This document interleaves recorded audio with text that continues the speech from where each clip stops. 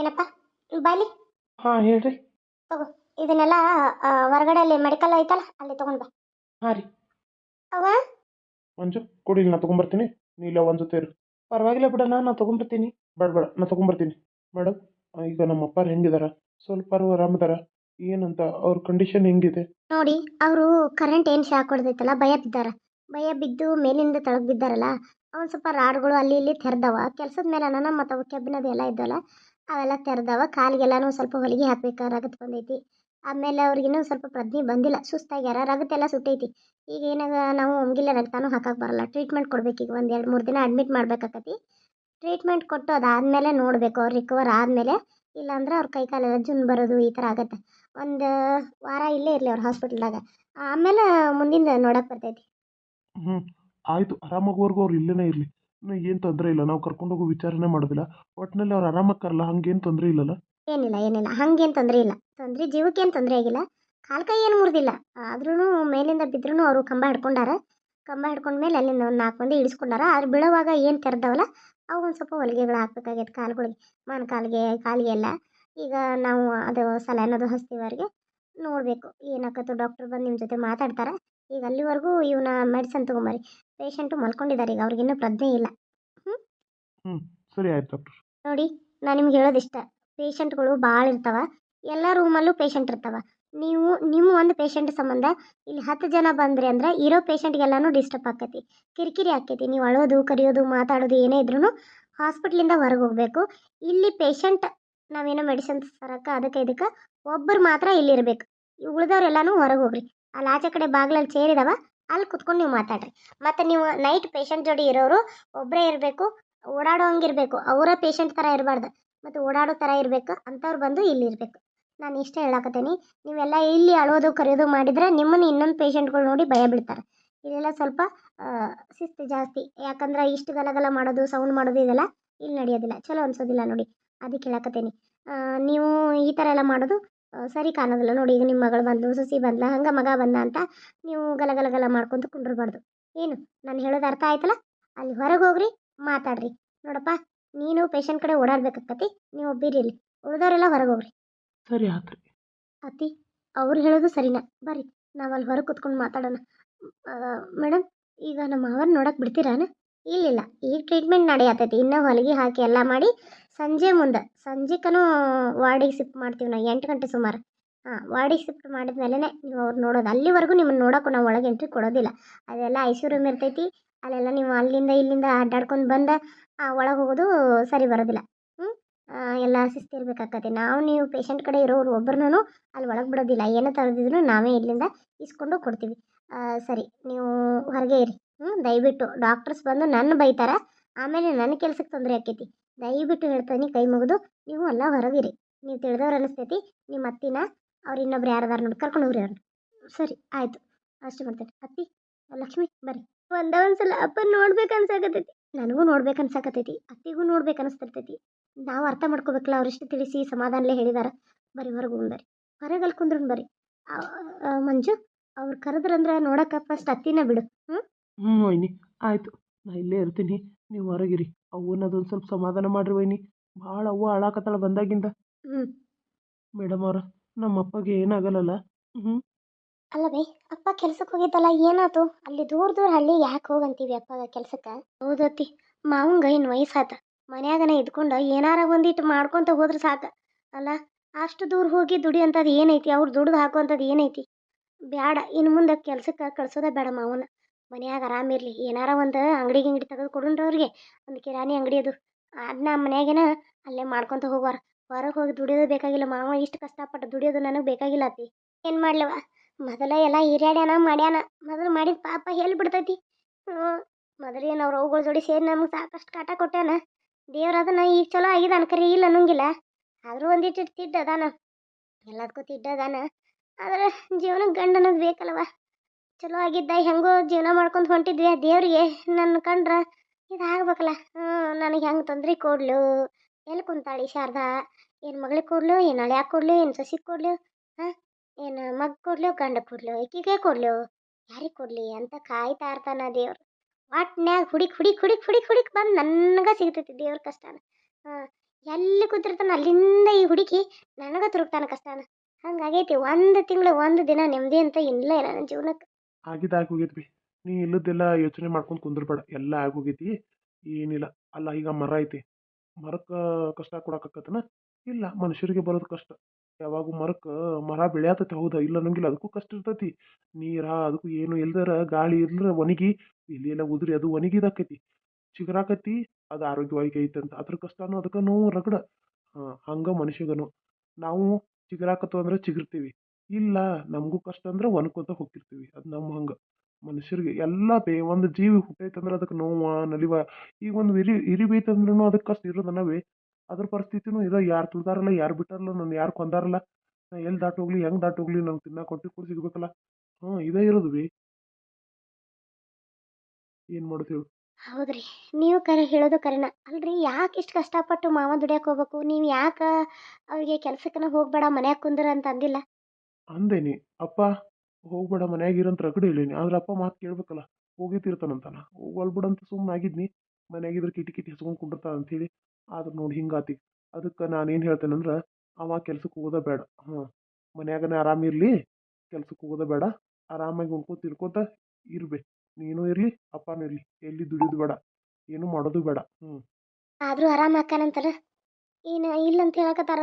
ಆರಾಮಕ್ಕಾನಂತ್ರಿ ಅಪ್ಪ. ಏನು ತೊಂದರೆ ಆಗಿಲ್ಲ ಅವಂಗ. ಏನು ಪೆಟ್ಟು ಹತ್ತಿಲ್ಲ ಕಾಲಿಗೆ, ಎಲುವು ಗಿಲು ಏನು ಎಲ್ಲಿ ಏನೂ ಆಗಿಲ್ಲ ಒಳಗೆ. ಮ್ಯಾಗ ಹಂಗ ಚರ್ಮ ಹರಿದೈತೆ ಬಿದ್ದಿದ್ದಕ್ಕೆ. ಹ್ಞೂ ಅಷ್ಟ ಬಿಟ್ರೆ ಬೇರೆ ಏನಾಗಿಲ್ಲ. ಆರಾಮ ಅದಾನ. ಆತೆಪ್ಪ, ದೇವ್ರ ದಯದಿಂದ ಇಷ್ಟ ಆದ್ರೆ ಸಾಕು. ಲಕ್ಷ್ಮವ್ವ, ಎದಕ್ಕೆ ಅಳಕತ್ತಿ ಬಿಡವ. ಹೊಟ್ಟಿಲಿ ಇದ್ದ ಮನುಷ್ಯ ಇಷ್ಟ ಅಳ್ಬೇಡ, ಕಣ್ಣೀರು ಒರೆಸ್ಕೊಂಡು. ಹೌದು ಲಕ್ಷ್ಮಿ, ಅಳಕ್ಕೆ ಹೋಗ್ಬೇಡ. ಎಷ್ಟಂತ ಅಳ್ತಿ ನೋಡು. ಅಲ್ಲ, ಅಳೋದ್ರಿಂದ ಏನಕ್ಕೈತೆ ಹೇಳು? ಅಳ್ಬೇಡ, ಕಣ್ಣೀರು ಒರೆಸ್ಕೊ. ಐಶು, ಅಮ್ಮ, ಅಪ್ಪ, ಬೀರ, ಬರ್ರಿ. ಸಂಜು, ಹೆಂಗದಾರಪ್ಪ ನಿಮ್ಮಪ್ಪಾರು? ಆರಾಮದಾರನ? ಅಲ್ಲ, ಏನಾದರೂ ಬೇಕಂದ್ರೆ ಕೇಳು. ಯಾವುದಕ್ಕೂ ಇದನ್ನ ಮಾಡ್ಕೋಬೇಡ. ಒಟ್ಟಿನಲ್ಲಿ ಅವ್ರು ಆರಾಮಾದ್ರೆ ಸಾಕು ಪಾಪ. ಏನಾದರೂ ಪೆಟ್ಕಿಟ್ಟ ಏನೂ ಇಲ್ಲಲ್ಲ, ಎಲ್ಲ ಆರಾಮೈತಲ್ಲ? ಜೀವಕ್ಕೆ ಏನು ತೊಂದರೆ ಇಲ್ಲಲ್ಲ? ಏನಿಲ್ರಿ ಮಾವಾರ, ಎಲ್ಲ ಆರಾಮದಾರಿ. ರೊಕ್ಕದೇನು ಸಮಸ್ಯೆ ಇಲ್ರಿ. ಏನು ನೀವೇನು ಪಾಪ ಇದನ್ನ ಮಾಡಕ್ಕೆ ಹೋಗ್ಬೇಡ್ರಿ. ಹಾಗೆಲ್ಲ ಏನಾಗಿಲ್ಲ. ಹಂಗೆ ತರ್ಚ್ಕೊಂಡು ಗಾಯಗಳಾಗಿದಾವ್ರವ. ಅವನು ಹೊಲಿಗೆದು ಹಾಕಿ ಇದನ್ನ ಮಾಡ್ತೇನೆ ಅಂದಾರ. ಅದಕ್ಕೆ ನಾವು ಒಂದು ಸ್ವಲ್ಪ ಇದನ್ನ ಮಾಡಿ ಔಷಧದ್ದು ಕೊಡಿಸ್ ಬಂದೇವ್ರಿ ಈಗ. ಹಂಗೇನೇನಿಲ್ಲ ತಗೋರಿ. ಅಲ್ಪ, ನಮ್ಗೆ ನಮ್ಮ ಮಗಳನ್ನ ಬಿಟ್ರೆ ಯಾರಿಲ್ಲ. ಅವಾಗೇನೋ ನನ್ನ ಮಗಳನ್ನ ಕೊಡುವಾಗ ಸಿಟ್ಟು ಮಾಡೀನಿ, ಹೌದಿಲ್ಲ ಅನ್ನಂಗಿಲ್ಲ. ನೀ ಸ್ವಾಭಿಮಾನಿ ಅದಿ ಅಂತ ನನಗೆ ಗೊತ್ತೈತಿ. ನೀವು ₹1 ಮುಟ್ಟಲ್ಲ ಅಂತ ಗೊತ್ತೈತಿ. ಮಾಡೋದು ನನ್ನ ಮಗಳಿಗೆ ಅಲ್ಲ. ಅದೇನು ಹೊರಗೆ ನನಗೇನು ಬೇರೆ ಗಂಡು ಮಕ್ಳು ಅದಾರ ಅನ್ನಂಗಿಲ್ಲ, ಹೆಣ್ಮಕ್ಳು ಅದಾರ ಅನ್ನಂಗಿಲ್ಲ. ಮಾಡಿರ ಅಕ್ಕಿಗೆ ಮಾಡಬೇಕು. ಇಷ್ಟೆಲ್ಲ ದುಡ್ದು ಏನು ಮಾಡಲಿ? ಅದಕ್ಕೆ ಆಯಿತು. ದವಾಖಾನಿದು ಎಲ್ಲ ಏನು ಐತೆಲ್ಲ ಅಡ್ಮಿಟ್ ಫೀಸು ಎಲ್ಲ ನಾನು ತುಂಬ್ಕೋತೀನಿ. ನೀನೇನು ಚಿಂತೆ ಮಾಡಬೇಡ. ಅದ್ರ ಬಗ್ಗೆ ನೀ ಬ್ಯಾಡ ಅನ್ನಕ್ಕೆ ಹೋಗ್ಬೇಡ. ಇದು ನನ್ನ ಮೇಲೆ ಆನೆಗೈತಿ. ಏನು ನೀ ಬ್ಯಾಡ ಅಂತೀಯ, ಸ್ವಾಭಿಮಾನಿ ಇದೆ ಅಂತ ನಂಗೆ ಗೊತ್ತು. ನನ್ನ ಮಗಳು ಮಾಡ್ದೆ, ಇನ್ನು ನೀನು ನನ್ನ ಮಗ ಇದ್ದಂಗೆ. ಆಯ್ತಲ್ಲ, ನನ್ನ ಮಗಳು ನೀನು ನನ್ನ ಮನೆ ವಸ್ತುಗಳು ನೀವು. ನಿಮ್ಮಪ್ಪಗೆ ತೊಂದರೆ ಆಗೈತೆ ಅಂದಮೇಲೆ ನಾವು ಒಂದು ಇದನ್ನು ಮಾಡೋದು ಬೇಡನ? ನನ್ನ ಮಕ್ಕಳಿದ್ದಂಗೆ ನೀವು. ನಿಮ್ಗೆ ನಾನು ತೊಂದರೆ ಆಗೋಕ್ಕೆ ಯಾವತ್ತೂ ಬಿಡೋದಿಲ್ಲ. ಬೀಗ್ರ, ಧೈರ್ಯ ತಗೋರಿ. ಏನೂ ಆಗೋದಿಲ್ಲ ಬೀಗ್ರಿಗೆ. ನೀವು ಚಿಂತೆ ಮಾಡಕ್ಕೆ ಹೋಗ್ಬೇಡ್ರಿ. ಆರಾಮಿರಿ, ಉಂಡು ತಿಂದು ಆರಾಮಿರಿ. ನೀವು ಅವ್ರಿಗೆ ಏನೂ ಆಗೋದಿಲ್ಲ. ಅವ್ರಿಗೆ ಇಲ್ಲಿ ಆರಾಮಾಗಲಿಲ್ಲ ಅಂದ್ರೆ ಚಲೋ ದವಾಖಾನೆ ಕರ್ಕೊಂಡು ಹೋಗಿ ಟ್ರೀಟ್ಮೆಂಟ್ ಕೊಡಿಸ್ತೇನೆ. ಮತ್ತು ನೋಡಿದ್ರೇನೆ ನಿಮ್ಮ ಅಪ್ಪನ? ಇಲ್ರಿ ಬೀಗ್ರ, ಅದು ಇನ್ನೂ ನೋಡಕ್ಕೆ ಬಿಟ್ಟಿಲ್ರಿ. ಐಸಿನ್ಯಾಗ ಅದಾರಂತ. ಇಲ್ಲೆಲ್ಲ ಮಂದಿ ಬಂದು ಗಲಗಲ ಮಾಡಬೇಡ್ರಿ ಅಂತ ಹೇಳಿರಿ. ಅದಕ್ಕಾಗಿ ನಾವು ಇನ್ನೂ ಹೋಗಿಲ್ರಿ. ಹೌದೇನು? ಸರಿ ಆಯಿತು. ಸಂಜು, ನಡಿಪ. ನಾನು ಡಾಕ್ಟರ್ ಹತ್ರ ಪರ್ಮಿಷನ್ ತೊಗೊಂಡು ನೋಡಿ ಬರ್ತೀನಿ. ನಡಿ. ಬನ್ನಿ ಮಾವರ. ಪಾಪ, ಒಂದು 2 ದಿನ ನಮ್ಮ ಮನ್ಯಾಗ ಇರ್ಬೇಕಂತ ಬಂದಿತ್ತು ಲಕ್ಷ್ಮಿ. ಐಶ್ವರ್ಯನೂ ಆಕೆ ಕುಲು ನಕ್ಕೊಂತ ಇದ್ರು. ನನಗೆ ಸುದ್ದಿ ಕೇಳಿ ಈಕಿ ಫೋನ್ ಹಚ್ಚಿದಾಗ ನಾವು ಹೊರಗೆ ಇದ್ನಿ. ಮತ್ತು ಇವರು ಕೆಲ್ಸಕ್ಕೆ ಹೋಗಿದ್ರ. ಅದಕ್ಕೆ ಈಕಿ ಮನ್ಯಾಗ ಯಾಕವ ಏನಾಯ್ತು ಅಂತ ಕೇಳ್ಬಿಡ್ದು ಬಂದೇ ಬಿಟ್ಲು ವಾಪಸ್. ಆಮೇಲೆ ಫೋನ್ ಹಚ್ತೇನೆ, ಹಿಂಗಾಗೈತೆ ನಮ್ಮ ಮಾವಾಗ, ಅದಕ್ಕೆ ದವಾಖಾನಿಗೆ ಬಂದವಂತಂದ್ರ. ನಂಗೂ ನಿಂದ್ರಕ್ಕಾಗಲಿಲ್ಲ, ಕೈಕಾಲು ತನ್ಗನ ಆಗ್ಬಿಟ್ಟು. ಹಿಂಗೇನಾಯ್ತಪ್ಪ ಪಾಪ, ಮ್ಯಾಲಿಂದ ಬಿದ್ದಾರಂದ್ರೆ ವಯಸ್ಸಾದ ಜೀವ, ಎಷ್ಟು ನೋವಾಗಿರ್ಬಾರ್ದು ಅಂತ ನಾನು ಬನ್ನಿ. ಧೈರ್ಯ ತಗೋರಿ ಶಾರದವ್ರ. ಸರಿವ ಐಶ್ವರ್ಯ, ಇದು ಸರ್ಕೊಂಡ್ರು. ನೀವು ಧೈರ್ಯವಾಗೇ ಇರ್ಬೇಕು. ಯಾವುದೇ ರೀತಿ ತೊಂದರೆ ಆಗದಿರೋಂಗ ನೋಡ್ರಿ. ಮಗಳು ಬಸರದಾಳ, ಆಕಿ ಎಷ್ಟು ಕಣ್ಣೀರು ಹಾಕತ್ತ ನೋಡ್ರಿ. ಲಕ್ಷ್ಮವ್ವ, ಅಳ್ಬೇಡ ಕಣ್ಣೀರು ಇರಿಸ್ಕೊ. ಆಯ್ಶು, ಲಕ್ಷ್ಮಿನ ಕರ್ಕೊಂಡು ಹೋಗಿ ಅಲ್ಲಿ ಹೊರಗೆ ಏನಾರ ತಿನ್ನೋಗ್ರಿ. ಯಾಕಂದ್ರೆ ಆಕಿನೂ ಹೋಟೆಲಿದ್ದು ಹೆಣ್ಮಗಳು, ಹಂಗೆ ಉಪವಾಸನ ಬಂದಿರೇನೋ. ಬೆಳಿಗ್ಗೆ ನಾಷ್ಟ ಅಷ್ಟ ಮಾಡಿದ್ರು, ಒಂದೀಟು ಉಪ್ಪಿಟ. ಅದಕ್ಕೆ ಒಂದು ಸ್ವಲ್ಪ ಹೋಗಿ ಏನಾದರೂ ಆಕೆಗೆ ತಿನ್ನಿಸ್ಕೊಂಡು ನೀನು ತಿಂದು ಬಾ. ಕ್ಯಾಶ್ ತಗೊಬಂದ್ಯಾ ಕೊಡ್ಲ? ಇಲ್ಲ, ಅದಾವ ರೊಕ್ಕ ನನ್ನ ಹತ್ರ ಅದಾವಮ್ಮ. ನಾನು ಹೋಗ್ತೀನಿ. ಬಾ ಲಕ್ಷ್ಮಿ, ಹೋಗೋಣ. ಬೀಗ್ರ, ದೇವ್ರ ಎಷ್ಟು ಕಷ್ಟ ಕೊಡಾಕತ್ತಾರ, ಎಷ್ಟು ನೋವು ಕೊಡಾಕತ್ತಾರ ನೋಡಿದ್ರಣ್ಣ ನನಗೆ. ಕಷ್ಟದ ಮೇಲೆ ಕಷ್ಟ, ನೋವು ಮೇಲೆ ನೋವು. ನನ್ನ ಮಗಳ ಹೊಟ್ಟೆಲೇ ಇದ್ರ ನನ್ನ ಇನ್ನೊಬ್ಬಾಕಿ ಸೊಸಿ ಆಕಿನ ಕಡಕತ್ತ ಗಂಡನ ಮನ್ಯಾಗ ನೆಟ್ಟಗ ಇಲ್ಲ. ಇಲ್ಲಿ ನನ್ನ ಗಂಡಗೆ ಹಿಂಗಾತು. ಎಲ್ಲ ನಾನು ನಿಗ್ರ. ಮತ್ತು ಬೀಗ್ರ, ಇನ್ನೂ ಒಂದು ವಿಷಯ ನಿಮಗೆ ಹೇಳ್ಬೇಕು. ನಾನು ನಿಮ್ಮ ಮುಂದೆ ಈ ವಿಷಯ ಮುಚ್ಚಿಟ್ಟೇನೆ. ಈ ಅದು ಅದು ಏನು ಹೇಳ್ರಿ, ಯಾಕೆ ತಡವರ್ಸತ್ತೀರಿ, ಏನಂತ ಹೇಳ್ರಿ. ಮೊನ್ನೆ ನಮ್ಮ ಐಶ್ವರ್ಯಾಗ ಯಾಕೋ ಹೊಟ್ಟೆ ಎಲ್ಲ ತೊಳಸ್ದಂಗೆ ಆಗತ್ತೈತಿ. ನನಗೆ ಯಾಕೋ ಮುಟ್ಟ ಆಗಿಲ್ಲ ಈ ತಿಂಗಳು. ಹೊಟ್ಟೆ ಎಲ್ಲ ತೊಳಸ್ದಂಗೆ ಆಗತ್ತೈತಿ. ಯಾಕೋ ದವಾಖಾನಿಗೆ ಹೋಗಿ ಬಂದ್ಬಿಡೋಣ್ರಿ ಅಂದ್ಲ. ಆಕಿಗೇನ ಮುಟ್ಟಾಗಿಲ್ಲ ಅನ್ನತ್ಲೆ ಹೊಟ್ಟೆಲ್ಲ ನಿಂತ ನನ್ನ ಖುಷಿ. ತೋರಿಸ್ಕೊಂಬಂದ್ಬಿಡೋಣ ಮನ್ಯಾಗ ಎಲ್ಲರಿಗೂ ಬಂದು ಖುಷಿ ವಿಚಾರ ಹೇಳೋಣ ಅಂತ ಅನ್ಕೊಂಡು ಹೋಗ್ಬಿಟ್ಟಾಳ ಅಂದ ಗಂಡನ ಮುಂದೆ. ಹಿಂಗೆ ಮಾಡೋಣ್ರಿ, ನನಗೆ ನಿಂತೈತೆ ಅಂಬಲ, ಪ್ರೆಗ್ನೆಂಟ್ ಇರಬೇಕು, ಮೊದಲು ಹೋಗಿ ಹಾಸ್ಪಿಟ್ಲಿಗೆ ತೋರಿಸ್ಕೊಂಡು ಬರೋಣ ಅಂತ ಹೇಳಿದಾಳೆ. ಅಲ್ಲಿ ಹಾಸ್ಪಿಟ್ಲಿಗೆ ತೋರ್ಸಕ್ಕೆ ಹೋದಾಗ ಗೊತ್ತಾಯ್ತಂತ ಆಕೆಗೆ ಆಕೆಗೆ ಆಕೆಗೆ ಮಕ್ಕಳಾಗಕ್ಕೆ ಗರ್ಭಕೋಶನ ಭಾಳ ಸಣ್ಣದೈತಂತ. ಏನೋ ಮಕ್ಕಳಾದ್ರೂ ಅದು ಇದಾಗೋದಿಲ್ಲ, ಗರ್ಭಕೋಶದಾಗ ಬೆಳವಣಿಗೆನೇ ಇಲ್ಲ, ವೀರ್ಯಾಣುಗಳು ಬೆಳೆಯೋಕೆ ಆಕೆಗೆ ಜಾಗನೇ ಇಲ್ಲ. ಅದಕ್ಕೆ ಆಕೆ ಗರ್ಭಕೋಶ ಚಿಕ್ಕಿರೋದ್ರಿಂದ ಪ್ರಾಬ್ಲಮ್ ಆಗತೈತಿ. ಒಂದು ಆಪ್ರೇಷನ್ ಮಾಡ್ಬೇಕು ಆಕೆಗೆ, ಗರ್ಭಕೋಶ ಮೇಲೆ ಒಂದು ಗಂಟೆ ಐತಿ ಅಂತ ಹೇಳಿದಾರೆ. ಏನು ಹೇಳತ್ತೀರ ನೀವು? ನನ್ನ ಮಗಳಿಗೆ ಆಪರೇಷನ್, ಗರ್ಭಕೋಶಕ್ಕೆ ಗಂಟ? ಏನಾಗೈತಿ? ಆಕೆಗೆ ಆರೋಗ್ಯವಾಗಿ ಇದ್ಲು, ಎಲ್ಲ ಚಲೋ ಚಲೋ ಊಟನೇ ಮಾಡಿದಾಳ, ಹಂಗೇನು ತೊಂದರೆ ಇಲ್ಲ, ಏನು ಕೆಲಸ ಮಾಡಲಿಲ್ಲ. ಎಷ್ಟು ಸುಖವಾಗಿ ಬೆಳೆಸಿದ್ದೇನೆ ನನ್ನ ಮಗಳ. ಆಕೆಗೆ ಈ ರೀತಿ ಆಗೈತೆ ಅಂದರೆ ನಂಗೆ ನಂಬೋಕೆ ಆಗತ್ತಿಲ್ಲ. ಏನಪ್ಪ ಮಾಡಲಿ ನಾನು? ಅಲ್ಲ, ಈ ರೀತಿ ತೊಂದರೆನ ಯಾಕೆ ಕೊಡ್ತಾನ ದೇವರು? ಅದೇ ಅದೇ ನಾನು ಕೂತ್ಕೊಂಡು ಯೋಚನೆ ಮಾಡಾಡ್ತಾ ಇರೋದು. ಪೆಟ್ಟು ಮೇಲೆ ಪೆಟ್ಟು. ನನ್ನ ಲಕ್ಷ್ಮಿಗೆ ನೋವು, ನನ್ನ ಸೊಸೆಗೆ ನೋವು. ಒಳ್ಳೆಯವ್ರು ಯಾರು ಇರ್ತಾರೆ ಅವ್ರಿಗೆಲ್ಲ ಕೆಟ್ಟು ಕೊಡ್ತಾನೆ ದೇವರು. ತೊಂದರೆ ಕೊಡ್ತಾನೆ. ಚಲೋ ಕೆಟ್ಟವ್ರು ಯಾರು ಇರ್ತಾರೆ ನೋಡ್ರಿ, ಅವ್ರನ್ನ ಭಾಳ ಚಲೋ ಇಡ್ತಾರೆ. ಅದಕ್ಕೆ ಎಲ್ಲರೂ ಕೆಟ್ಟವ್ರಾಗ್ಬೇಕು, ಎಲ್ಲರೂ ಕೆಟ್ಟವ್ರಾಗ್ಬೇಕು. ಇಲ್ಲ, ನನ್ನ ಮಗಳನ್ನ ಆ ಕಡೆ ದೂರ ಕರ್ಕೊಂಡೋಗಿ ಚಲೋ ಡಾಕ್ಟ್ರ್ ಕಡೆ ತೋರಿಸ್ತೇನೆ, ನಾನು ಕೊಡಿಸಿ ಟ್ರೀಟ್ಮೆಂಟ್ ಕೊಡಿಸ್ತೀನಿ. ಹಂಗಾರೆ ಅದಕ್ಕೆ ನನ್ನ ಮಗಳನ್ನ ಹಳೆ ಅಂದ್ರೆ ಇಲ್ಲಿ ಬಿಟ್ಟು ಹೋಗಿದಾರನ? ಹೌದು, ಅಲ್ಲಿದ್ರೆ ಆಕೆ ಯಾಕೆ ನಂಗೆ ಅದು ಇದು ದವಾಖಾನೆ ಅದು ಇದು ಅಂತಾಳೆ. ಇಲ್ಲಿದ್ರೆ ನೀವು ಮಾಡ್ತೀವಿ ಹೇಳ್ತೀರಿ. ನಾನು ಒಂದು ಸಂದರ್ಭ ಬರಲಿ ನಿಮ್ಗೆ ಹೇಳಿರಾಯ್ತು, ಒಂದು 2 ದಿನ ಆಕೆ ಗುಳಿಗೆ ಇದ್ರ ಮೇಲೆ ಆರೈಕೆ ಆಗಲಿ ಅಂತ ನಾನು ಸುಮ್ಮನಿದ್ದೆ. ಅದಕ್ಕೆ ಆಕೆನ ಅಲ್ಲಿ ಕಳಿಸ್ಕೊಟ್ಟಿದ್ದೀವಿ. ಆಕೆಗೆ ಒಂದು ಆಪ್ರೇಷನ್ ಆಗಲೇಬೇಕು. ನೀವು ಎಲ್ಲಿ ತೋರಿಸ್ತೀರಿ ನೋಡಿರಿ, ಚಲೋ ಡಾಕ್ಟ್ರ್ ಕಡೆ ತೋರಿಸಿ ಒಂದಿಟ್ಟು ಆಕಿದು ಎಲ್ಲ ಸ್ಕ್ಯಾನಿಂಗ್ ಅದು ಮಾಡಿಸ್ರಿ. ಏನು ತೊಂದರೆ ಇಲ್ಲ, ಮಕ್ಳು ಆಕ್ಕವ. ನಾಳೆ ಆಕೆ ಜೀವಕ್ಕೆ ಏನು ತೊಂದರೆ ಇಲ್ಲ ಅಂದ್ರಷ್ಟೇ ನಮಗೆ ಮಕ್ಕಳು. ಆಕೆಗಿಂತ ಹೆಚ್ಚಿಂದ ಏನಿಲ್ಲ ನಮಗೆ ಮಕ್ಕಳು. ಆಕೆ ನನಗೆ ಮಗಳಿದ್ದಂಗೆ. ಇನ್ನು ಆಕೆಗೆ ಅದಕ್ಕೆ ಮಕ್ಕಳು ಆದರೂ ನನ್ನ ಮಗೊಂದು ಮಗ ನಮ್ಮ ಮನೆ ವಂಶೋದ್ಧಾರಕ್ಕೆ ಒಂದು ಬೇಕು ಅಂತ ಅನಿಸುತ್ತೆ. ಅದಕ್ಕೆ ನನ್ನ ಮಗಗೆ ಅದು ಆಸೆ ಐತಿ. ನನಗೆ ಆಕೆ ಆರಾಮಿದ್ರಷ್ಟೇ ಸಾಕು, ನನಗೆ ಮೊಮ್ಮಕ್ಕಳು ಏನು ಬೇಕಾಗಿಲ್ಲ. ಮೊದಲ ನೀವು ಚಲೋ ಡಾಕ್ಟ್ರ್ ಕಡೆ ಹೋಗಿ ಆಕಿನ ಕರ್ಕೊಂಡೋಗಿ ತೋರಿಸ್ರಿ. ಅಷ್ಟು ಚಲೋ ಡಾಕ್ಟ್ರ್ ಕಡೆ ತೋರಿಸೋಷ್ಟು ಶಕ್ತಿ ನಮಗಿಲ್ಲ, ನಾವು ತೋರಿಸೋದು ಇಂಥ ದವಾಖಾನಿಗೇನ. ಅದಕ್ಕೆ ದಯವಿಟ್ಟು ಹೇಳಕತ್ತೀನಿ, ಆಕಿನ ಎಲ್ಲರೂ ಚಲೋ ದವಾಖಾನಿಗೆ ತೋರಿಸಿ ಟ್ರೀಟ್ಮೆಂಟ್ ಕೊಡಿಸಿ ಆಪ್ರೇಷನ್ ಮಾಡಿಸಿ ಅದನ್ನ ಗಂಟು ತೆಗೆಸ್ರಿ. ಫಸ್ಟು ತೆಗೆಸಿ ಆಮೇಲೆ ಆಕೆ ಗರ್ಭಕೋಶ ಸರಿ ಆಗುತ್ತಂತ. ಆವಾಗ ಆಕೆಗೆ ಮಕ್ಕಳಾಗಾಗ ಒಂದೇ ಮಗು ಆಗುತ್ತಂತ. ಒಂದು ಆಪ್ರೇಷನ್ ಆಗಿರ್ತೈತಿ, ಇನ್ನೂ ಒಂದು ಮಗು ಆಗುತ್ತೆ ಅಷ್ಟು ಅವಕಾಶ ಆಕೆಗೆ. ಅದನ್ನೇ ಚೆನ್ನಾಗಿ ನೋಡ್ಕೊತ ಹೋಗೋದು. ಏನಂತೀರಿ? ಆಯ್ತು, ಅಷ್ಟೇ ಮಾಡಿದ್ರಾಯ್ತು. ನಾನು ಮನೆಗೆ ಹೋಗಿ ನನ್ನ ಗಂಡನ ಜೊತೆ ಮಾತಾಡ್ತೀನಿ, ಮಾತಾಡಿ ತೀರ್ಮಾನ ತೊಗೋತೀನಿ. ಹಂಗೆ ತೊಂದರೆ ಇದ್ರೆ ನನ್ನ ಮಗಳನ್ನಲ್ಲಿ ಕಳಿಸೋದೇ ಇಲ್ಲ ನಾನು.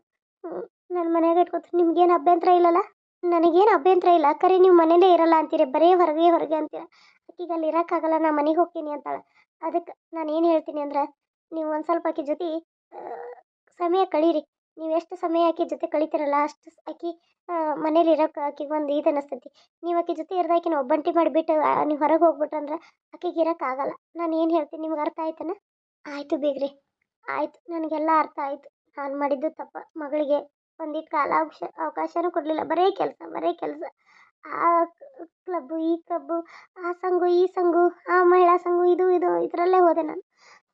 ಅದೇ ನನಗಿದು ಬಂದಿರೋದು. Hi hello friends, welcome to Kannamma collection sarees ಅಂತ ಹೇಳಿ. ಅನುಶ್ರೀ ಮ್ಯಾಮ್ ಅವ್ರು ವೇರ್ ಮಾಡಿರೋ ಸಾರಿ 1200 ರೂಪಾಯಿಗೆ ಒಂದು ಇರೋದನ್ನ ನಿಮ್ಗೆ 1200 ರೂಪಾಯಿಗೆ 2 ಸೀರೆ ಕೊಡತ್ತಾನ ಅಂದ ತಕ್ಷಣ ಕೆಲವೊಂದು ಕಸ್ಟಮರು ತುಂಬ ಇಷ್ಟಪಟ್ಟು ಸೀರೆಗಳನ್ನ ತೊಗೊಂಡ್ರು. ಅವ್ರಿಗೆಲ್ಲನೂ ಥ್ಯಾಂಕ್ ಯು ಸೋ ಮಚ್ ಅಂತ ಹೇಳ್ತೀನಿ. ನನ್ನ ಸಬ್ಸ್ಕ್ರೈಬರ್ಸ್ಗೋಸ್ಕರ ನಾನೇ ಗಿವ್ ಅವೇ ಆಫರ್ ಇಟ್ಟಿದ್ದೀನಿ. 1200 ರೂಪಾಯಿ ಇಟ್ಟೆ ಅಲ್ಲ, ಇಷ್ಟು ಕಮ್ಮಿ ಬೆಲೆಗೆ ಇಟ್ಟಿದ್ದೀನಿ. ಒಬ್ಬೊಬ್ಬರು ಫೋನ್ ಮಾಡಿ ಕಮ್ಮಿ ಬೆಲೆ ಕೊಡ್ತೀರಾ, 4 ತೊಗೋತೀವಿ, 3 ತೊಗೋತೀವಿ, ಕಮ್ಮಿ ಕೊಡ್ತೀರಾ ಅಂತ ಕೇಳ್ತಾರೆ. 1600 ರೂಪಾಯಿಗಿರೋ ಸೀರೆ 2 ಸೀರೆ ಕೊಡ್ತಾಯಿದ್ದೀನಿ ನಾನು. ಒಂದು ಸೀರೆಗೆ 1600, 2 ಸೀರೆ ಕೊಡ್ತಾಯಿದ್ದೀನಿ. ಈ ಥರ ಇಷ್ಟೆಲ್ಲ ಕಮ್ಮಿ ಮಾಡಿರ್ತೀನಿ ನಿಮಗೆ, ರೀಸ್ನೇಬಲ್ ಪ್ರೈಸ್ ಒಳಗೆ ಇರ್ತಾವೆ. ಮತ್ತು ನೀವು ಫಸ್ಟ್ ದಯವಿಟ್ಟು ಹೇಳತ್ತೀನಿ, ಆನ್ಲೈನ್ ಪೇಮೆಂಟ್ ಇರ್ತೈತಿ. ನೀವು ಯಾರೇ ಸೀರೆ ತೊಗೋಬೇಕಂತಂದ್ರೂ ದಯವಿಟ್ಟು ಹೇಳ್ತಾ ಇದ್ದೀನಿ, ಕೇಳಿಸ್ಕೊಂಬಿಡಿ ಮೇಡಮ್ ಅವರೇ. ಫಸ್ಟ್ ನೀವು ಅವು ಫೋನ್ಪೇ ಮಾಡ್ಬೇಕಾಕತಿ. ನೀವು ಫೋನ್ಪೇ ಮಾಡಿದ ಮೇಲೆ ನಾವೇನು ಮನ್ಯಾಗ ಸೀರೆ ಮಾರ್ತಿರ್ತೀವಿ, ಯಾರಿಗೂ ಮೋಸ ಮಾಡಕ್ಕೆ ಹೋಗಲ್ಲ. ನನ್ನ ನೀವು ನೋಡಿರ್ತೀರಿ, ನಾನು ನಂಬರು ಕೊಟ್ಟಿರ್ತೀನಿ, ಅಡ್ರೆಸ್ಸು ಕೊಟ್ಟಿರ್ತೀನಿ, ಎಲ್ಲ ಕೊಟ್ಟಿರ್ತೀನಿ. ಮತ್ತು ನನ್ನ ಅಡ್ರೆಸ್ ಕೂಡ ನಿಮಗೆ ಬಂದಿರ್ತೈತೆ, ನೀವು ಬೇಕಾದ್ರೆ ನೋಡ್ಬೋದು. ಆದ್ರೆ ನೀವು ಏನು ಗೊತ್ತಾ, ನಾನು ಫಸ್ಟ್ ನೀವು ಫೋನ್ಪೇ ಮಾಡಿದಾಗಲೇ ನಾನು ಸೀರೆ ಕಳಿಸ್ಬೇಕಾಕತಿ. ಯಾವುದೇ ರೀತಿ ಕೊರಿಯರ್ದವ್ರಾಗಲಿ ಪೋಸ್ಟ್ದವ್ರಾಗಲಿ ನಮಗೆ ಬಂದು ದುಡ್ಡು ಕೊಡೋದಿಲ್ಲ. ಎಲ್ಲ ಸೀರೆ ಫೋಟೋ ಬಿಡಿಸ್ಕೊತೀರಾ, ಸೀರೆ ನೋಡ್ತೀರಾ, ಟೈಮು ನಂದು ಅರ್ಧ ವೇಸ್ಟ್ ಆಗಿರ್ತೈತಿ. ಆಮೇಲೆ ಏನಂತೀರ, ಇಲ್ಲ ನಿಮಗೆ ಕ್ಯಾಶ್ ಆನ್ ಡೆಲಿವರಿ ಇಲ್ವಾ, ಫಸ್ಟ್ ನೀವು ಸೀರೆ ಕಳಿಸಿ ಆಮೇಲೆ ನಾವು ದುಡ್ಡು ಕೊಡ್ತೀವಿ, ಹೆಂಗೆ ನಂಬೋದು ಅಂತ ಪಾಪ ಅವ್ರು ಇದು ಮಾಡ್ತಾರೆ. ಇಲ್ಲಿ ನೋಡಿ, Mysuru semi silk white colour blouse ನಿಮಗೆ 650 ರೂಪಾಯಿಗೆ ಒಂದಿರೋದನ್ನು 430 ರೂಪಾಯಿಗೆ ಕೊಡ್ತಾಯಿದ್ದೀನಿ. ರೀಸನೇಬಲ್ ಪ್ರೈಸ್ ಒಳಗೆ ಅದಾವ. ಯಾರಿಗಾದ್ರೂ ಬೇಕಂದ್ರೆ ಬೇಗ ಬೇಗ ಬುಕ್ ಮಾಡ್ಕೊಳ್ಳಿ. ಕ್ವಾಲಿಟಿ ಮಾತ್ರ ಸಖತ್ತಾಗಿದ್ದಾವೆ. ನೋಡಿದ್ದೀನಿ, ಚೆಕ್ ಮಾಡಿ ನಾನು ನಿಮ್ಗೆ ಕೊಡ್ತಾಯಿದ್ದೀನಿ. ಹಂಗೆ ಒಂದು 1700 ರೂಪಾಯಿಗೆ ಇರೋ ಸೀರೆ 1099 ರೂಪಾಯಿಗೆ ಕೊಡ್ತಾಯಿದ್ದೀನಿ. ಬರೀ 1100 ರೂಪಾಯಿಗೆ ಈ ಸೀರೆ ಸಿಗ್ತಾಯಿದೆ. ಮಿಸ್ ಮಾಡ್ಕೊಳಕ್ಕೆ ಹೋಗ್ಬಿಡ್ರಿ, ಇಷ್ಟು ಕಮ್ಮಿ ಬೆಲೆ ಕೊಡ್ತಾಯಿದ್ದೀನಿ. ಪಟಾಪಟ್ ಅಂತ ತೊಗೊಳ್ಳಿ. ಇನ್ನು 3 ದಿನ ಅಷ್ಟೇ ಉಳ್ದೈತಿ ಅವಧಿ. 3 ದಿನ ಆದಮೇಲೆ ನಾನು ಈ ಆಫರ್ನ ತೆಗಿತೀನಿ. ಮತ್ತು ಹೆಂಗಿತ್ತೋ ಹಾಗೆ ರೇಟ್ ಇಡ್ತೀನಿ. ಇಷ್ಟರಲ್ಲಿ ನೀವು ಪಟಾಪಟ ಅಂತ ಬುಕ್ ಮಾಡ್ಕೋಬೇಕು. ನಿಮಗೆ ರೀಸನೇಬಲ್ ಪ್ರೈಸ್ ಒಳಗೆ ಸೀರೆ ಸಿಗ್ತಿರ್ತಾವೆ. ನೀವು ಯಾರೆಲ್ಲ ಕೇಳ್ತಿರಲ್ಲ, ನಾನು ಯಾವುದು 1000 ರೂಪಾಯಿಗೆ 2 ಸೀರೆ ಇಟ್ಟಿದ್ದೇನೋ, ಮತ್ತು ಯಾವುದು ನಿಮಗೆ ರೇಟ್ನ ಕಮ್ಮಿ ಮಾಡಿದ್ದೇನೋ, ಆ ಸೀರೆಗಳು ನಿಮಗೆಲ್ಲ ಒಳ್ಳೆ ಕ್ವಾಲಿಟಿ ಸೀರೆಗಳೇ. ನಾನೇ ನನ್ನ ಸಬ್ಸ್ಕ್ರೈಬರ್ಸ್ಗೋಸ್ಕರ ಗಿವ್ ಅವೇ ಆಫರ್ ಇಟ್ಟಿದ್ದೀನಿ. ಯಾಕೆ ಮಿಸ್ ಮಾಡ್ಕೋತೀರಿ? ಇಲ್ಲಿ ನೋಡಿರಿ, ನಿಮ್ಗೆ 1200 ರೂಪಾಯಿಗೆ 3 ಸಾರಿ ಕೊಡಕತ್ತಿದ್ನಲ್ಲ, 1200 ರೂಪಾಯಿಗೆ 4 ಸಾರಿ ಕೊಡಕತ್ತೀನಿ. ಯಾಕೆ ರೀ ಇಷ್ಟು ಕಮ್ಮಿ ಬೆಲೆಗೂ ಸೀರೆ ಕೊಡಕತ್ತೀರಿ? ನೀವು ಬೇಗ ಬೇಗ ಬುಕ್ ಮಾಡ್ಕೋತಾ ಇಲ್ಲ, ಪಟ ಅಂತ ಬುಕ್ ಮಾಡ್ಕೊಳ್ಳಿ. ಮತ್ತು ನಿಮ್ಗೆ ರೀಸನೇಬಲ್ ಪ್ರೈಸ್ ಒಳಗೆ ಇವ್ದು 950 ರೂಪಾಯಿ ಇರೋದನ್ನು ನಾನು 850 ರೂಪಾಯಿಗೆ. ವಿಡಿಯೋ ಕಾಲ್ ಮಾಡ್ತೀರಾ, ನೋಡ್ತೀರಾ, ಸೀರೆನೆಲ್ಲ ಇಷ್ಟಪಡ್ತೀರಾ, ಆಮೇಲೆ ಸೀರೆನೇ ತೊಗೊಳಲ್ಲ. ಸ್ವಲ್ಪ ನನಗೂ ಟೈಮ್ ವೇಸ್ಟ್ ಆಗುತ್ತಲ್ವ, ಹಂಗಾಗುತ್ತೆ. 1100 ರೂಪಾಯಿ ಇರೋ ಸೀರೆ 1000 ರೂಪಾಯಿ ಕೊಡ್ತಾಯಿದ್ದೀನಿ. ಅದು ಮಿಸ್ ಆಗಿ ನಿಮಗೆ 99 ಆಗಿದೆ. 1100 ರೂಪಾಯಿ ಒಳ್ಳೆ ಕ್ವಾಲಿಟಿ ಸೀರೆ ಕೊಡ್ತಾಯಿದ್ದೀನಿ. ಎಕ್ಸ್ಚೇಂಜ್ ಆಫರ್ ಅಂತೂ ಇರೋದಿಲ್ಲ, ದಯವಿಟ್ಟು ಕೇಳಕ್ಕೆ ಹೋಗ್ಬೇಡಿ. ಎಕ್ಸ್ಚೇಂಜ್ ಆಫರ್ ಇರೋದಿಲ್ಲ. ಆನ್ಲೈನ್ ಪೇಮೆಂಟ್ ಇರ್ತೈತಿ, ಕ್ಯಾಶ್ ಆನ್ ಡೆಲಿವರಿ ಇರೋದಿಲ್ಲ. ಮತ್ತು ನೀವು ರಿಟರ್ನ್ ಆಪ್ಷನ್ ಕೇಳ್ತೀರಿ, ರಿಟರ್ನ್ ಇರೋದಿಲ್ಲ. ಮತ್ತು ನೀವು ಏನಂತೀರಾ, ಇಲ್ಲ ಮೇಡಮ್ ಅವರೇ, ಮತ್ತು ಈ ಥರ ಸೀರೆ ತೊಗೊಂಡಾದ್ಮೇಲೆ ನೀವು ಮೋಸ ಮಾಡಿದ್ರೆ ಹೇಗೆ ಅಂತ. ಇಲ್ಲ, ಕನ್ಫರ್ಮ್ ಆಗಿ ನಾನು ಮೋಸ ಮಾಡಲ್ಲ. ಯಾಕಂದ್ರೆ ನನಗೂ ದುಡ್ಡಿನ ಬೆಲೆ ಗೊತ್ತು. ಎಷ್ಟು ಕಷ್ಟಪಟ್ಟು ನಾವು ಒಂದು ದುಡ್ಡನ್ನ ಒಂದಿನ ದುಡಿಬೇಕಂದ್ರೆ 100 ರೂಪಾಯಿನೂ ಎಷ್ಟು ಕಷ್ಟಪಟ್ಟಿರ್ತೀವಿ ಅಂತ ನನಗೂ ಗೊತ್ತು. ನಾನು ಯಾವುದೇ ರೀತಿಯಾದಂಥ ಮೋಸ ಮಾಡೋಕ್ಕೆ ಹೋಗಲ್ಲ. ನನ್ನನ್ನು ನಂಬಿ ನೀವು ಸೀರೆ ತೊಗೋಬೋದು. ಒಳ್ಳೆ ಕ್ವಾಲಿಟಿ ಸೀರೆನೇ ಹಾಕ್ಸಿದ್ದೀನಿ. 950 ರೂಪಾಯಿ ಐತಿ, 900 ರೂಪಾಯಿ ಸೀರೆ ಕೊಡ್ತೀನಿ. ಅದನ್ನು ಸಖತ್ತಾಗಿದ್ದಾವೆ ನೋಡಿರಿ. ಲಿಮಿಟೆಡ್ ಸ್ಟಾಕ್ ಅದಾವೆ. ಬೇಗ ಬೇಗ ಬುಕ್ ಮಾಡಿಕೊಡ್ರಿ. ಯಾಕೆ ಈ ಆಪರ್ಚುನಿಟಿನ ಮಿಸ್ ಮಾಡ್ಕೋತೀರ? 2000 ರೂಪಾಯಿಗೆ ಇವು 4 ಸೀರೆ ಕೊಡ್ತಾಯಿದ್ದೀನಿ. ನೋಡಿರಿ, ನೀವು ಇಷ್ಟ ಆದರೆ ಪಟ ಅಂತ ಬುಕ್ ಮಾಡಿ. ಅನುಶ್ರೀ ಸಾರಿ ನಿಮ್ಗೆ 1200 ರೂಪಾಯಿಗೆ 2 ಸಿಗ್ತಾ ಇದ್ದಾವೆ. ಮತ್ತು ಇವು ನಿಮಗೆ 1000 ರೂಪಾಯಿಗೆ 2 ಸೀರೆ. ಬ್ಲೌಸೇ ಫುಲ್ ವರ್ಕ್ ಸಾರಿ ಐತಿ. ಮಿಸ್ ಯಾಕೆ ಮಾಡ್ಕೋತೀರಿ? ಪಟ್ ಅಂತ ಬುಕ್ ಮಾಡ್ಕೊಳ್ಳಿ. ಫೋನ್ ತೊಗೊಳ್ಳಿ, ನಂಬರ್ ಐತೆ 9036882501. ಸ್ಕ್ರೀನ್ಶಾಟ್ ತೊಗೊಳ್ಳಿ, ಮಾರ್ಕ್ ಮಾಡಿರಿ. ನೀವು ಪಾಪ ಒಬ್ಬೊಬ್ಬರಿಗೆ ಮಾರ್ಕ್ ಮಾಡೋಕ್ಕೆ ಬರ್ತಿರಲ್ಲ, ಅವ್ರು ಬರದೇ ಇದ್ದವರು ಬೇರೆಯವ್ರ ಕಡೆ ಕೊಟ್ಟು ಮಾರ್ಕ್ ಮಾಡಿಸಿ ಇದನ್ನು ಮಾಡ್ಕೊಳ್ಳಿ. ಡೈಲಿ ವೇರ್ ಸಾರಿ ಅದಾವ. 699 ರೂಪಾಯಿ ಐತಿ. ನಿಮಗೆ 600 ರೂಪಾಯಿ ಕೊಡ್ತಾ ಇರ್ತೀನಿ. ಪಟ ಅಂತ ಬುಕ್ ಮಾಡಿಕೊಳ್ರಿ. ನಿಮಗೆ 99 ರುಪೀಸ್ ಬಿಡ್ತೀನಿ. ನೋಡಿ, ಸಖತ್ತಾಗಿದ್ದಾವೆ. ಕ್ವಾಲಿಟಿ ಮಾತ್ರ ಅಲ್ಟಿಮೇಟ್ ಆಗಿದ್ದಾವೆ. ಯಾಕೆ ಇದನ್ನೆಲ್ಲ ಆಪರ್ಚುನಿಟಿನ ಮಿಸ್ ಮಾಡ್ಕೋತಾ ಇದ್ದೀರಾ? ಪಟ್ ಅಂತ ಬುಕ್ ಮಾಡ್ಕೊಳ್ಳಿ. 950 ರೂಪಾಯಿಗೆ ಇರೋ ಸೀರೆ 850 ರೂಪಾಯಿ ಕೊಡಕತ್ತೀನಿ. ಲಿಮಿಟೆಡ್ ಸ್ಟಾಕ್ ಅದಾವೆ. ಲಿಮಿಟೆಡ್ ಸ್ಟಾಕ್ ನೋಡಿರಿ. ಬಡ ಸ್ಕ್ರೀನ್ ಮೇಲಂತೂ ನಂಬರ್ ಕೊಟ್ಟಿದ್ದೀನಿ. ವಾಟ್ಸಪ್ ಮಾಡಿರಿ. ನಿಮ್ಮ ಫಸ್ಟ್ ಸೀರೆನ ಸ್ಕ್ರೀನ್ಶಾಟ್ ತೊಗೊಳ್ರಿ. ಗೊತ್ತಾಗಲೇ ಇದ್ದವರು ಪಾಪ ಒಂದು ವಿಡಿಯೋನ ಯಾರು ಹಿಂಗೆ ಓದ್ದವ್ರಿಗೆ ಬರ್ದವ್ರಿಗೆ ತೋರಿಸ್ರಿ. ಪಾಪ ಒಬ್ಬೊಬ್ರು ತಾಯಂದ್ರಿಗೆ ಗೊತ್ತಾಗ್ತಾ ಇರೋದಿಲ್ಲ. ಅವ್ರು ಏನು ಮಾಡಿರಿ, ಯಾರಿಗಾರು ಈ ವಿಡಿಯೋನ ತೋರಿಸ್ಬಿಟ್ಟು ಅವ್ರ ಸ್ಕ್ರೀನ್ಶಾಟ್ ತೊಗೊಂಡು ಅದನ್ನು ಮಾರ್ಕ್ ಮಾಡಿ ವಾಟ್ಸಪ್ ಒಳಗೆ ಬಿಡಿ ಅಂತ ಹೇಳಿ. ನೀವು ನನ್ನ ಹತ್ರ ಈಗ ಎಷ್ಟು ಸೀರೆಗಳು ಅದಾವೋ ಅಷ್ಟು ಸೀರೆ ಫೋಟೋನ ಹಾಕಿರ್ತೀನಿ. ಮತ್ತು ನೀವು ಫೋಟೋ ಬಿಡಿ ಅನ್ಬೇಡಿ. ಎಲ್ಲ ವಿಡಿಯೋದಲ್ಲಿ ಕಷ್ಟಪಟ್ಟು ಎಡಿಟ್ ಮಾಡಿ ನಿಮಗೆ ಈ ಫೋಟೋನ ನಾನು ಹಾಕೇ ಬಿಟ್ಟಿರ್ತೀನಿ. ಮತ್ತು ಯಾವುದಾವ ಎಲ್ಲ ಫೋಟೋ ಬಿಡಿ ಅಂತೀರ. ವಿಡಿಯೋ ನೋಡಿರ್ತೀರಲ್ವ, ವಿಡಿಯೋದಲ್ಲಿ ನಿಮ್ಗೆ ಯಾವ ಸೀರೆ ಇಷ್ಟ ಆಗುತ್ತೋ ಅದನ್ನು ಫೋಟೋ ಬಿಡಿ ಅಂಥೇಳಿ ಅದನ್ನು ನೀವು ಸ್ಕ್ರೀನ್ಶಾಟ್ ತೊಗೊಂಡು ನೀವು ಅದನ್ನು ನನಗೆ ಫೋಟೋ ಕಳಿಸಿರಂದ್ರೆ ನಾನು ಅದನ್ನು ಕ್ಲಿಯರಾಗಿ ನಿಮ್ಮ ಫೋಟೋ ಕಳಿಸ್ಕೊಡ್ತೀನಿ.